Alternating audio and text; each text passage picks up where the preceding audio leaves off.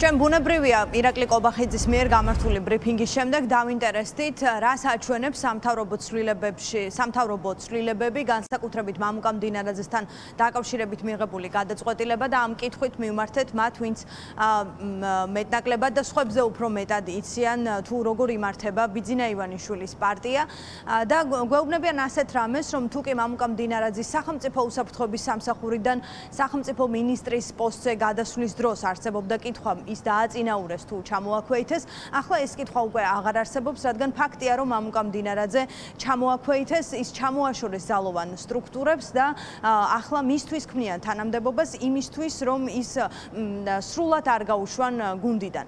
ჩვენ ქართული ოცნების ყოფილი წევრები, ისინი ვინც მუშაობდნენ ბიძინა ივანიშვილთან ერთად, გვეუბნებიან, რომ ბიძინა ივანიშვილს უკვე დიდი ხანია გადაწყვეტილი აქვს, რომ მამუკა მდინარაძეს არ მისცეს მაღალი თანამდებობა, სწორედ ამიტომ ის სახელმწიფო მინისტრის პოსტზე ინიშნება და არა მინისტრად და მას არ ჩააბარებენ სამინისტროს გრძელვადიანი პერსპექტივით, ის მხოლოდ 2 თვე იქნება გასაუქმებლად გამზადებულ სამინისტროში და ეს გადაწყვეტილება მიღებული აქვს ბიძინა ივანიშვილს, თუმცა ახლა მის მფარველობას ცდილობს ირაკლი კობახიძე, რადგან კობახიძისთვის მდინარაძე ამ პარტიაში არის ერთ-ერთი ყველაზე სანდო და დასაყრდენი ფიგურა, რის გამოც ის მზად არის, რომ შექმნას ახალი პოსტი იმისთვის, რომ მდინარაძე სრულად არ გაუშვას გუნდიდან. შესაბამისად, ქართული ოცნების ყოფილი წევრები, პოლიტიკოსები გვეუბნებიან, რომ ეს საერთო ჯამში აჩვენებს თუ როგორ იმართება ქართული ოცნების პარტია, თუ როგორ მართავს პარტია სახელმწიფო ინსტიტუტებს და ქაოსური გადაწყვეტილებები რამდენიმე თვეში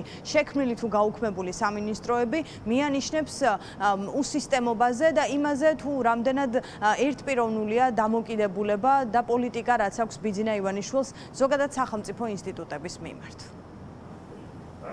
სახელმწიფო ასე არ იმართება, ადამიანებს ერგება თანამდებობები და რო არ იციან რა უყო მდინარაძეს, ამიტომ იგონებენ რაღაც წარმოუდგენელ ამბებს. რადგან აი ესეთი ეგრეთ წოდებული კარუსელი თამაშდება თან ესე უნიჭოთ, რომ სექტემბრამდე უნდა გადაიყვანონ დროებით, მე ახალი სამინისტრო შექმნან, ის რაც შექმნეს ეს უწყება 3 თვეში პრაქტიკულად ლიკვიდირდა, ეს ყველაფერი აჩვენებს უსისტემობას, ქაოტურობას. მდინარაძეზე ბიძინა ივანიშვილს უკვე დიდი ხანია აქვს თავისი ნეგატიური წარმოდგენები და მან თქვა, რომ ის უნდა წავიდეს მნიშვნელოვანი პოზიციიდან, ეხლა უბრალოდ კობახიძე მას რაღაცნაირად ფარბელობს, იმიტომ რომ მჭირდება. ბიძინამ ხო საბელი დაუგრძელა, და ილუზია გაუჩნდათ, რომ ბიძინას გარშე შეეძლოთ რაღაცა, ხო?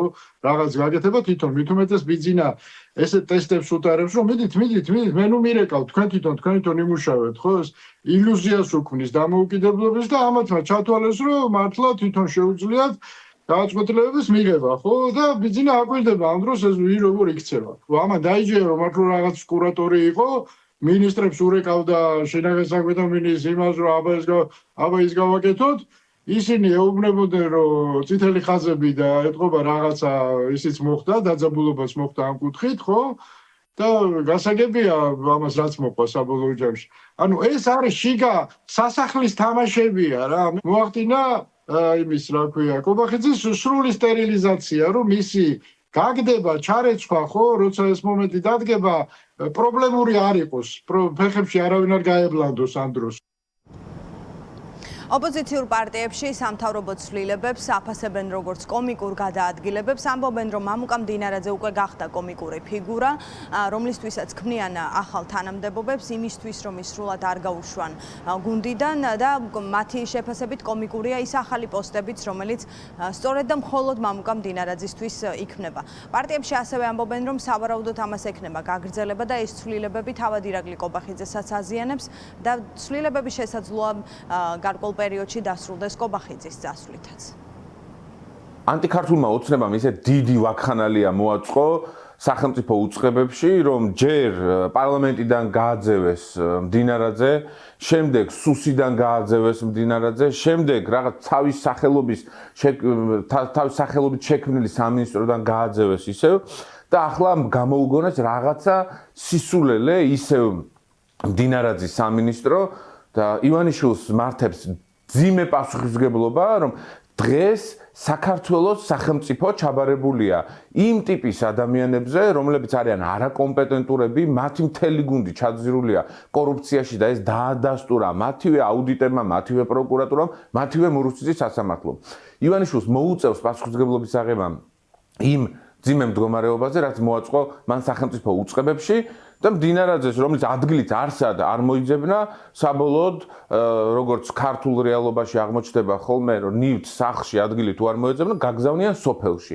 ესე გაგზავნეს მდინარაძეს სოფელში, რომელსაც ვერანაირი დანიშნულება ვერ მოეძებნა. ამიტომ ძალიან ნათელია, როცა ვერ ხვდებიან როგორ უნდა მართონ სახელმწიფო, უნდა ჩამოშორდნენ სახელმწიფო მართვის სადავეებს და ამას გადაწყვეტილება უნდა მიიღოს ქართულმა ხალხმა ძალიან მალე, რომ არ გაგრძელდეს საქართველოს სახელმწიფო ინტერესების დაზიანება ყოველდღიურად. მამუკა მდინარაძის შემთხვევა ძალიან გამორჩეულდა განსაკუთრებული შემთხვევა არის, განსაკუთრებული кейსია.